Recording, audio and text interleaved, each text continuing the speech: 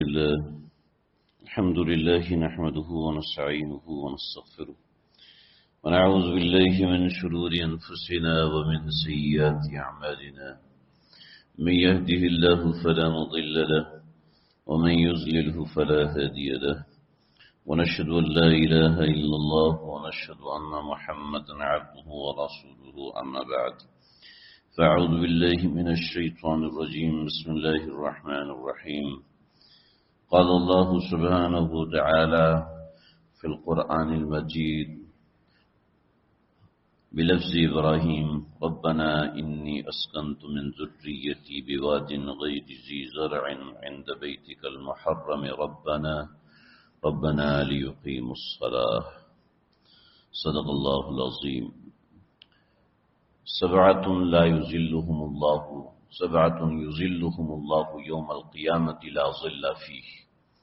حدیث پاک بخاری شریف حدیث نمبر 660.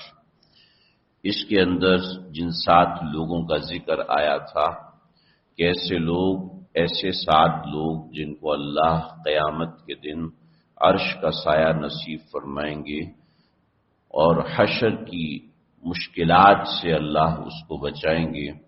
ان میں تیسرا آدمی رجل قلبہ معلق بالمساجد. تیسرا آدمی وہ ہے کہ وہ مسلمان جس کا دل مسجد میں لگا ہوا ہو. وہ شخص جس کا دل مسجد میں لگا ہوا ہو. مسجد میں دل لگا ہونا کیا ہوتا ہے؟ مسجد میں دل لگے ہونے کی ایک کیفیت یہ ہے کہ ایک نماز پڑھے پھر اگلی نماز کا انتظار ہو. ایک نماز پڑھے اور مسجد میں بیٹھا رہے یہاں تک کہ دوسری نماز کا وقت ہو جائے. پھر بیٹھا رہے، یعنی فجر کی نماز پڑھی، بیٹھا رہا یہاں تک کہ اشراق کا وقت ہو گیا. اس کا مسجد میں نکلنے کو دل نہیں کرتا. مسجد کا شوق ہے، اللہ کے گھر میں رہنے کا شوق ہے، اللہ کے گھر میں بیٹھنے کا شوق ہے. ایک روایت ہے، کافی کمزور روایت ہے، لیکن میں چونکہ اس موضوع سے متعلق ہے، فضائل میں چلتی ہے کہ المؤمن فی المسجد کالسمک فی الماء. مومن مسجد میں ایسے ہے جیسے مچھلی پانی کے اندر رہتی ہے، اس کو قرار پانی کے اندر ہی رہتا ہے. اور المنافق فی المسجد کالطائر فی القفص. اور منافق مسجد میں ایسے ہوتا ہے جیسا کہ پرندہ قید میں ہوتا ہے. مومن کا دل تو مسجد میں لگتا ہے. اگر ہمارا دل مسجد میں نہیں لگتا، مسجد میں بیٹھنے سے الجھن ہوتی ہے، بیٹھے بھی ہوئے تو موبائل نکال کے اس کے اندر لگے ہوئے ہیں، واٹس ایپ چیک کر رہے ہیں، اور یہ اور وہ، حرام نہیں حلال چیز کر رہے ہیں، یعنی مسجد میں دل نہیں لگا ہوا. ایسے ہی مسجد سے باہر اس کا دل ہے. چنانچہ سیدنا ابراہیم علیہ السلام نے جب کعبۃ اللہ کو تعمیر کیا تو مختلف اللہ سے دعائیں مانگی تھیں. ان میں ایک دعا یہ تھی کہ ربنا انی اسکنت من ذریتی بواد غیر ذی زرع عند بیتک المحرم ربنا لیقیموا الصلاۃ. حضرت ابراہیم نے اللہ سے یہ دعا کی تھی. 22 سالہ ہاجرہ اور ان کا شیر خوار بچہ، وہ بواد غیر ذی زرع، ایسی چٹیل زمین جس میں آج بھی کوئی سبزہ نہیں. اس زمانے میں، یعنی آج تو پانی کی ریل پیل ہے اور آج دن بھی دن ہے اور رات بھی دن ہے، مگر آج بھی وہاں پر کوئی سبزہ نہیں ہے. بواد غیر ذی زرع، ایسی ویران جگہ جہاں سبزے کا نام و نشان نہیں. بواد غیر ذی زرع انی اسکنت من ذریتی، اپنی اولاد کو، اپنی بیوی کو میں نے اس جگہ پر چھوڑا ہے. کس لیے چھوڑا ہے؟ اس لیے چھوڑا ہے عند بیتک المحرم، کہ یہاں تیرا گھر ہے. اور کس لیے چھوڑا ہے؟ ربنا لیقیموا الصلاۃ، تاکہ نماز قائم کریں. حضرت ابراہیم علیہ السلام کی دعائیں امت کے لیے بہت بڑی نصیحت ہیں۔ اگر ہمیں اللہ کے گھر میں نماز پڑھنے کا، نماز میں رہنے کا جی نہیں چاہتا تو خود سوچیں کہ ذریت ابراہیمی سے ہمارا کتنا واسطہ اور تعلق ہے۔ پھر اللہ رب العزت نے ایسے لوگوں کا بھی ذکر فرمایا کہ جن کو مسجدوں سے نکالا گیا اور اپنے بدشوقی کی وجہ سے کہ سب کچھ ہے انٹرٹینمنٹ، سب کچھ ہے پیسہ کمانا اور ملا کی دوڑ مسجد تک، بس مسجد تو ملا کا ہے، رمضان جانے پٹھان جانے، نماز صرف پٹھان پڑھیں گے یا بوڑھے لوگ پڑھیں گے، جوان کو تو پڑھنی نہیں۔ فخلف من بعدهم خلف، اللہ فرماتے ہیں ہم نے ان کی نسلوں میں ایسے لوگ پیدا کیے اضاعوا الصلاۃ، جو نمازوں کو ضائع کرتے ہیں۔ جب نمازوں کو ضائع کرتے ہیں یعنی نماز ان کے لیے کوئی ویلیویبل چیز نہیں ہے، نماز ان کے لیے ایک پریفریبل چیز نہیں ہے۔ حضرت شیخ الاسلام مفتی تقی عثمانی صاحب نے اصلاحی خطبات میں لکھا، فرمایا کہ ایک صاحب نے کہا کہ بس نماز سے فارغ ہو جاؤ پھر آپ سے ملتا ہوں۔ مطلب یہ کہ نماز کو آپ نے ایک ضمنی کام لکھا، نماز کو آپ نے ایک ضمنی کام رکھا۔ جیسے ہم کہتے ہیں یار کراچی ہے تو سوچا آپ سے مل لوں، مطلب آپ کے لیے آپ کا کام اہم ہے، مجھ سے ملنا کوئی اہم نہیں تھا۔ اب تو کام سے ہے تو کہا چلو سلام دعا کرتے چلے جائیں، آپ مجھ سے ملنے آئے ہیں ساتھ اپنا کام بھی کر لیں، تو اس کا مطلب ہے میں پریفریبل ہوں۔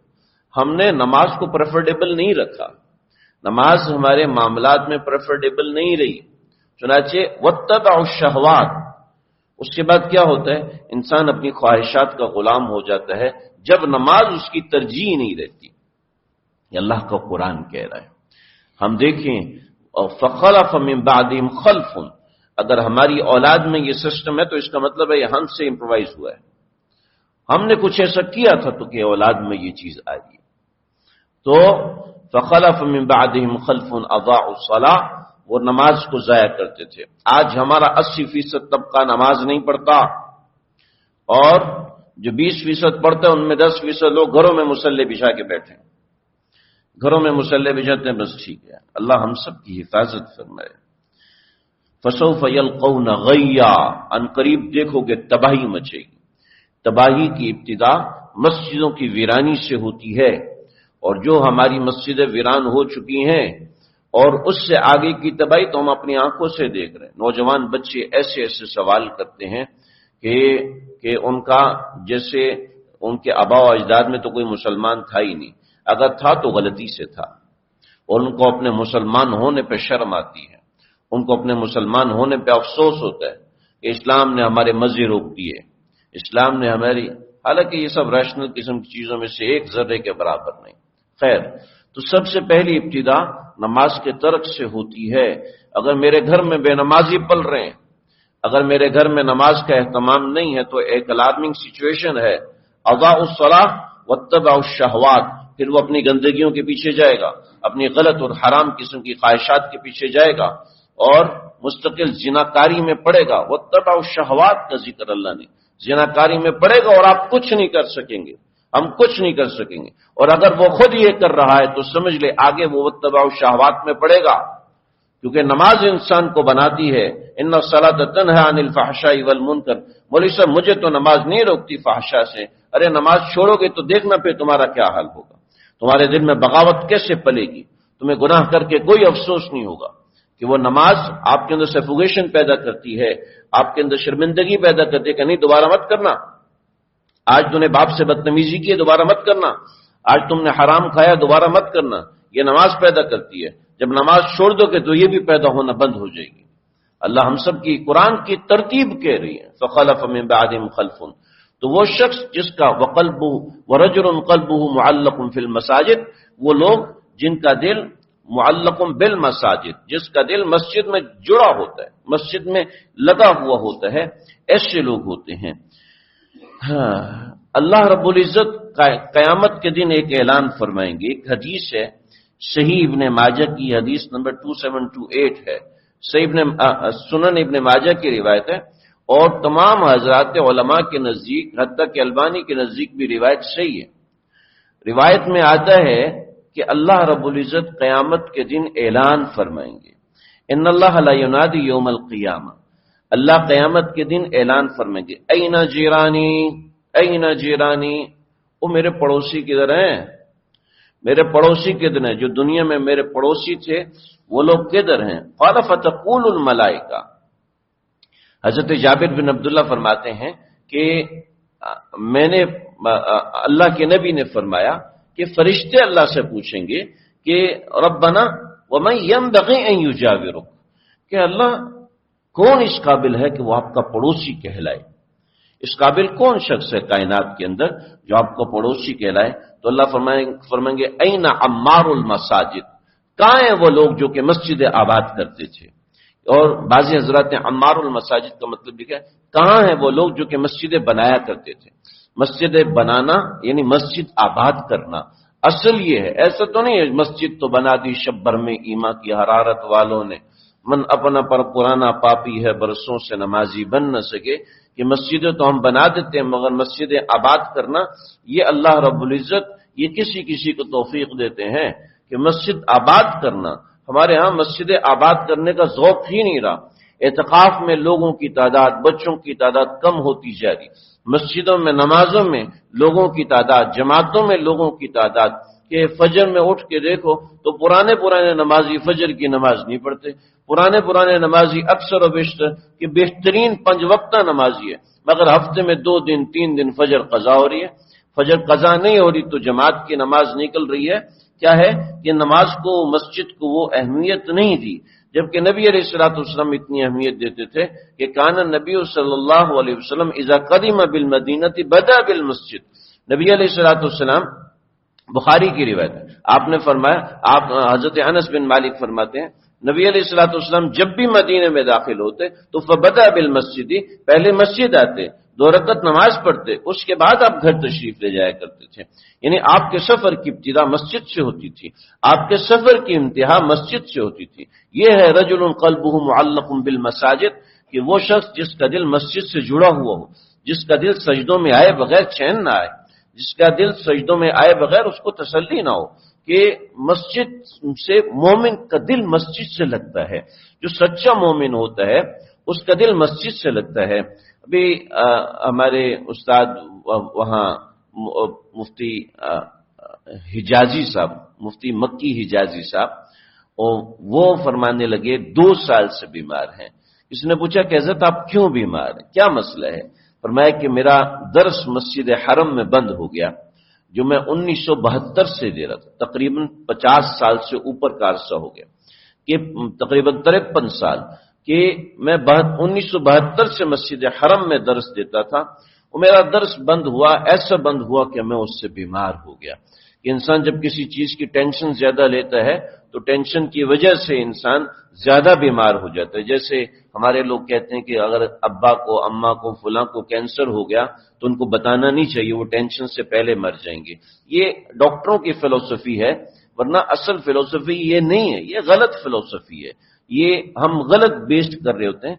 کسی کو، جیسے ہمارے ایک جاننے والے بیمار ہوئے تو ان کی عادت کرنے کے لیے بزرگ آئے، انہوں نے کہا کہ ابا کو مت بتائیے گا کہ ان کو بلڈ کینسر ہے، وہ پہلے ہی مر جائیں گے۔ انہوں نے کہا نہ بابا، میں تو بتاؤں گا کہ ان کے پاس 4 مہینے ہیں، تاکہ وہ کیا ہوا، 4 مہینے میں جتنے رشتہ داروں کی لڑائیاں تھی سب کی دوستیاں کرا دیں، جہاں جہاں رشتے کروانا چاہتے تھے اپنے بچوں کی شادیاں اپنے سامنے کروائیں، اپنی ساری وراثت بچوں میں اپنی زندگی میں تقسیم کی کہ بیٹا میرے پاس زیادہ وقت نہیں ہے لہذا، اور ان کے جانے سے پہلے سب لوگ خوشحال، 30 سال کے پرانے جھگڑے ختم ہو گئے۔ تو یہ ہم نے اپنے کانسیپٹ بیس بنائے ہوئے ہیں، یہ چیزیں ہر جگہ پر صحیح نہیں ہوتی، ہر جگہ درست نہیں ہوتی، کیونکہ ہم نے کانسیپشل بیس اپنے بنائے ہوئے ہیں، لہذا وہ ہمارے اسی حساب سے چلتے ہیں اور ہم اسی کو کہتے ہیں کہ بھئی یہی چیز درست ہے، ایسا نہیں ہے۔ تو مومن کا دل مسجد میں جڑتا ہے، مومن کا دل مسجد میں لگتا ہے۔ ہمارے بزرگوں میں ایک مفسر ہیں جنہوں نے ایک تفسیر لکھی ہے، تفسیر کشاف، تقریباً 10 سال پہلے ایک ریسرچ ہوئی تھی جس کے اندر تفاسیر کی تعداد بتائی کہ 5 لاکھ سے زیادہ تفاسیر لکھی ہوئی ہیں۔ آج سے یہ 5 سال پہلے کی ریسرچ ہے کہ 5 لاکھ سے زیادہ تفاسیر لکھی جا چکی ہیں ابھی تک، لیکن ان تفاسیر میں بلاغت کے موضوع پہ صرف ایک تفسیر ہے، ان 5 لاکھ تفاسیر میں موضوع بلاغت پر صرف ایک تفسیر ہے جو کہ تفسیر کشاف ہے، اور یہ لکھنے والے ہیں علامہ زمخشری رحمۃ اللہ علیہ۔ علامہ زمخشری کا لقب تھا جار اللہ، اللہ کا پڑوسی۔ ان کو اللہ کا پڑوسی اس لیے کہتے تھے کہ ان کا جتنا وقت ہوتا تھا مسجد میں گزرتا، پوری رات مسجد میں بیٹھے رہتے، پوری رات مسجد کے کام کرتے، مسجد کی صفائی، جھاڑو اور یہ اور اپنی تصنیفات جتنی تھی ساری کی ساری ان کی مسجد میں ہوئی۔ وہ کہتے جار اللہ، اللہ کا پڑوسی۔ تو ایسا ذوق رکھنا چاہیے کہ ہمارا کچھ وقت مسجد میں گزرے، یہ نہیں کہ ایک سلام پھیرا اور دوسرا سلام مسجد سے باہر، کہ اتنے تنگ آ چکے ہیں ہم مسجد کے اندر بیٹھنے سے کہ ہمیں مسجد میں بیٹھنا ٹائم ویسٹنگ لگتا ہے، اور باہر جا کے کیا کرنا ہے؟ باہر جا کے کون سا بڑا کروڑوں کا بزنس چل رہا ہے، لیکن مسجد میں تھوڑی دیر بیٹھنا، مسجد میں کچھ وقت لگانا، یہ مشکل کیوں لگتا ہے؟ اس لیے کہ ہمیں انٹرٹینمنٹ نے غافل کر دیا، ہمیں ہماری ترجیحات نے غافل کر دیا۔ ہماری ترجیحات انٹرٹینمنٹ ہوگی، ہماری ترجیحات پیسہ ہو گیا، چنانچہ اللہ کا وجود ہمارے دلوں سے بھی نکل رہا ہے، اللہ کا وجود ہمارے بچوں کے ذہنوں سے بھی نکل رہا ہے۔ وہ بھی صرف اسباب کو دیکھتے ہیں، اللہ کو نہیں دیکھتے۔ پہلے بہت ہوتا تھا کہ بچے کہتے تھے کیا دعا کروں کہ امتحان میں پاس ہو جاؤں، تو استاد ہنستے تھے بھائی امتحان میں محنت سے پاس ہوتے ہیں، دعا سے پاس نہیں ہوتے۔ وہ آج کانسیپٹ ایسا گندا خراب ہوا کہ لوگ اللہ سے مانگتے ہی نہیں، کہتے بس صرف محنت کرو، صرف کام کرو۔ قائد اعظم نے بھی تو کہا تھا کام کام اور کام، وہ اس لیے کہتا ہے محنت کرو، اس لیے نہیں کہتا کہ آپ دعا نہ کرو، اللہ سے تعلق نہ بناؤ، اللہ سے رجوع نہ بناؤ۔ چنانچہ ہمیں بیماری ہوتی ہے صرف ڈاکٹر، ہمیں تکلیف ہوتی ہے صرف ڈاکٹر، پیسے کی کمی ہوتی ہے تو صرف جو ہے وہ قرضہ، صرف سرمایہ کاری، صرف نوکری۔ ہمارے بچوں کے ذہنوں میں تو یہ بیٹھ چکا، ہمارے ذہنوں میں بھی یہ بیٹھتا جا رہا ہے کہ جو کچھ ہے صرف ڈاکٹر ہے، جو کچھ، ارے اللہ سے مانگنا بھی تو کچھ ہوتا ہے۔ چنانچہ کیا مسئلہ ہے؟ ہمارے ملک کا مسئلہ، ہمارے پورے ملک کے ایک ایک بستی گلی محلے اور ایک ایک گھر کا مسئلہ، ہمیں کسی سیاستدان پہ اعتماد نہیں، ایسا ہے کہ نہیں؟ ہمیں کسی ڈاکٹر پہ اعتماد نہیں، ہمیں کسی عالم پہ اعتماد نہیں، ہمیں اپنے والدین پہ بھی اعتماد نہیں رہا۔ ہم ایسی کتابوں کو قابل ضبطی سمجھتے ہیں جن کو پڑھ کے بچے باپ کو خبتی سمجھتے ہیں، باپ کو بے وقوف سمجھتے، ابو کو الو بناؤ، اماں کو اماں کو پاگل، پتہ ہی نہیں اماں کو کیا ہے۔ جب رجوع اللہ نہیں رہتا تو ایسا ہوتا ہے۔ میں نے ایک ایئرپورٹ پہ ایک واقعہ دیکھا، میں اس واقعے کو دیکھ کے حیران رہ گیا۔ ایک شخص ایسے داڑھی مونڈا ہوا اور بالکل ایسے لگ رہا جیسے کبھی اس نے نماز بھی نہیں پڑھی ہوگی۔ اس کی والدہ عمرے سے آئیں، آپ یقین کریں وہ زمین پہ لیٹا نہیں ہے، لیکن مجھے سمجھ میں نہیں کہ کیا کیا کہ اس نے زمین پہ بیٹھ کے ویل چیئر اپنی ماں کے پاؤں کو چوما، نیچے سے پاؤں کو چوما۔ بوڑھی ماں، شدید بوڑھی ماں، وہ پاؤں پہ وہ جھریاں پڑی ہوئے، پاؤں پھٹے ہوئے، ماں کے پاؤں کو چوما۔ اور جب میں نے دیکھا کہ چلو کر رہا ہوگا، لیکن دیکھا تو اس کی آنکھوں میں آنسو تھے کہ 10 دن ماں سے جدائی برداشت نہیں کہ اللہ اکبر۔ ایسے لوگ بھی ہیں کہ ایسے لوگ جو ماں باپ کا ایسا ادب، کیوں جی مسئلے کنسپٹ بنا ہوا ہے کہ یہ میرے بڑے ہیں، بس جب بڑے ہیں تو بڑے، لہذا بڑوں کے پیچھے چل۔ اللہ سے تعلق انسان کا جب بنتا ہے تو پھر ہر رشتہ وَيُوصِلُونَ مَا أَمَرَ اللَّهُ بِهِ أَن يُوصَلَ، کہ وَيَصِلُونَ مَا أَمَرَ اللَّهُ بِهِ أَن يُوصَلَ، پھر وہ جوڑ کے رکھتے ہیں۔ ہمارا اللہ سے تعلق نہیں بنتا، اور تعلق اللہ سے بنتا ہے مسجدوں کے اندر جڑنے سے، مسجد میں بیٹھنے سے، مسجد سے تعلق بنانے سے۔ چنانچہ حدیث میں آتے ہیں، حضرت عبداللہ بن عمر رضی اللہ عنہ فرماتے ہیں کہ صلی رسول اللہ صلی اللہ علیہ وسلم المغرب، نبی علیہ الصلوۃ والسلام نے مغرب کی نماز پڑھی، فرجع من رجع، کچھ لوگ چلے گئے، وعقب من عقب، کچھ لوگ مسجد میں بیٹھے رہے، فخرج رسول اللہ صلی اللہ علیہ وسلم، آپ اپنے گھر تشریف لے کے گئے، پھر آپ نے تھوڑی دیر کے لیے باہر تشریف، جیسے ہماری الماری لگی ہے تو ایسے آپ صلی اللہ علیہ وسلم کے گھر کا دروازہ تھا، تو آپ دروازے سے تھوڑا سا باہر نکلے تو آپ نے دیکھا کبھی تم لوگ بیٹھے ہوئے؟ یا رسول اللہ، جی ہاں ہم بیٹھے ہوئے۔ آپ نے فرمایا ماشاء اللہ، بہت اچھی بات ہے۔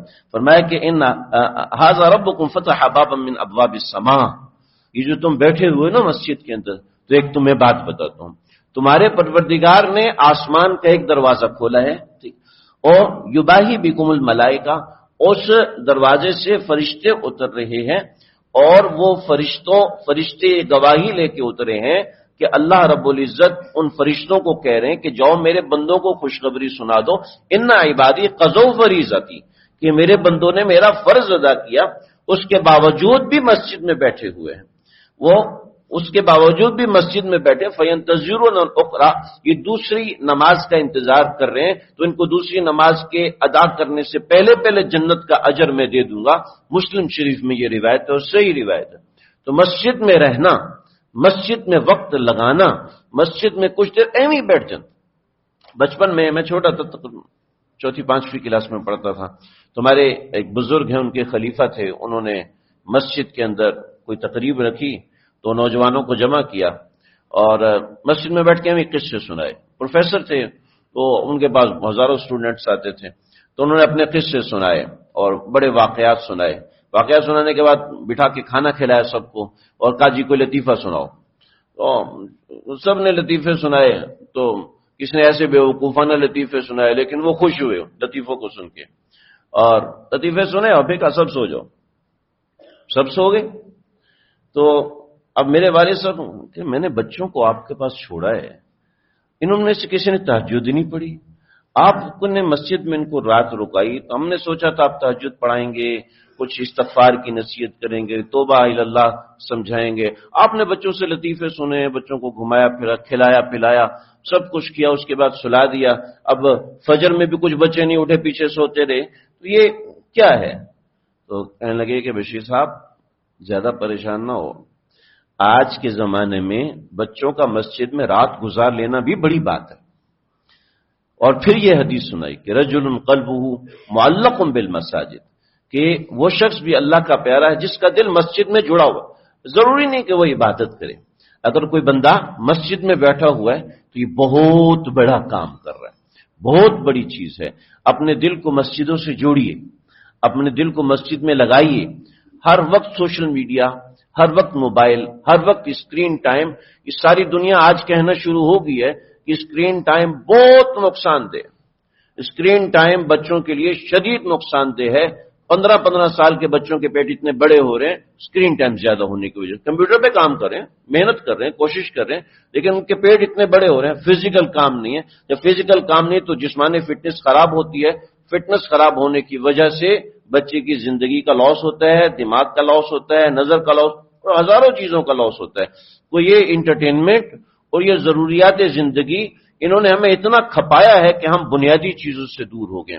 اپنے قلب میں شوق پیدا کیجئے کہ مسجد میں ویسے رہنا تو کتنی بڑی بات ہے۔ جو فرض کے لیے نہیں آتا تو کیا ہے، حدیث میں آتا ہے جو شخص فجر کی نماز نہیں پڑھ رہا اس کے جسم میں ایسی نحوست پیدا ہوتی ہے کہ وہ نحوست اتنی زیادہ ہوتی ہے کہ 40 گھروں تک اس کی نحوست جاتی ہے۔ 3 مقامات احادیث کے اندر آئے کہ جس میں نبی علیہ الصلوۃ والسلام کی فجر کی نماز رہ گئی، واقعہ ایک ہے مگر وہ 3 جگہوں پر ذکر ہے۔ یا صحابہ کرام سے فجر کی نماز رہ گئی تو آپ نے فرمایا فوراً اس جگہ کو چھوڑو اور اس جگہ کو چھوڑ کے دوسری جگہ پہ چلے، 1 میل یا 2 میل، یعنی 4 سے 5 کلومیٹر دور گئے، اور حالانکہ امت کو کہے فلیصلیھا اذا ذکرھا، جیسے ہی فجر کے لیے اٹھو فوراً ادا کر لو، غلطی سے لیٹ ہوگی تو فلیصلیھا اذا ذکرھا، فوراً پڑھ لو جب تمہیں یاد آئے۔ مگر یہاں خود کے عمل کیا کہ یہاں سے اٹھو وہاں چلے جاؤ، کس جگہ پہ نحوست آ گئی ہے، کس جگہ پہ اللہ کی نافرمانی ہوئی ہے۔ ہم کہتے ہیں ہمیں گھر میں تعویذ چاہیے، کیوں؟ جادو ہو رہا ہے، ٹونا ہو رہا ہے، فلاں چاچے نے، مامے نے، فلاں خالہ نے، پھوپھو نے، بھابھی نے جادو کر دیا، اور جادو خود کر رہے ہیں کہ اپنی بے نمازی ہونے کی وجہ سے جو نحوست اللہ کی طرف سے نازل ہو رہی ہے اس کو مولوی کا تعویذ روکے گا، اس کو مولوی کا دم روکے گا، کوئی سورہ یاسین آ کے پڑھ لے گا، جو نحوست اللہ کی طرف سے نازل ہو رہی ہے مولوی اس کو کیا کرے گا؟ مولوی کا ادھر ٹینک توپیں لگا دو کچھ نہیں ہو سکتا، ادھر سونے اور زیورات کے بیڈ بنا دو اور ہیرے کی انگوٹھیاں لگوا دو، برکت نہیں آئے گی، کیونکہ برکت تو اللہ کی طرف سے ہے۔ برکت کا تو وہ ترجمہ بھی کوئی زبان نہیں کر سکی کہ برکت کیا ہوتی ہے۔ تو اپنے اندر مسجد میں بیٹھنے کا شوق پیدا کریں۔ یہ شوق نہ ہونے کی وجہ سے آج فرض کمپرومائزنگ ہے، آج واجبات کمپرومائزنگ ہے، دیگر اعمال کمپرومائزنگ ہے۔ اللہ تعالیٰ مجھے، آپ کو، ہم سب کو سمجھنے کی، عمل کرنے کی توفیق عطا فرمائے۔ سنتیں پڑھ لی۔